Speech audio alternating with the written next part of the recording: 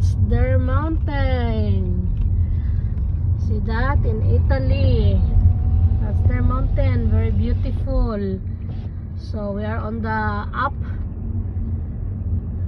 We're going to Venice area, but we will stop first in Finale Emilia.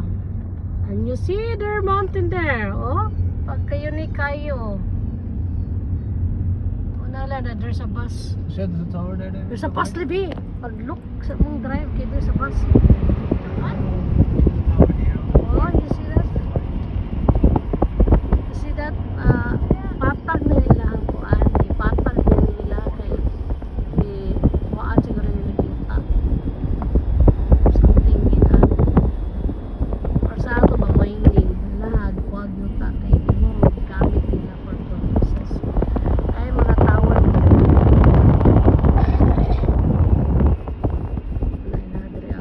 Farming kaya sila.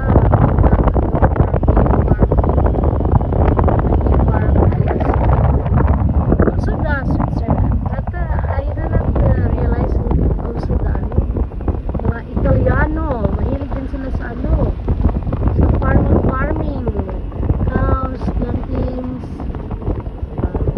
It's very hot kaya lang dire sa Italy.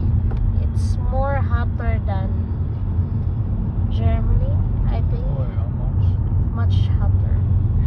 I don't know nganong Much kay more soft. init kaayo dire. But kasi mo tagaw kayo sa Yeah, close to the Tagaw jud military. kay ko kay dugay na kay ko wala na experience og init kaayo. Military. Because in Norway, if it's summer, dili in ani ka init. It's not like this kind of hot in Norway compare sa kung asa ko nagpuyo sa store. Dili in ani jud ka init ni in ani. Mag in ani siguro minon na explode na siguro mga to. Corneto. So na namin sa Corneto area. Name daw ani nga lugar is Corneto. So tanaw na to kung napay Corneto nga ice cream dire.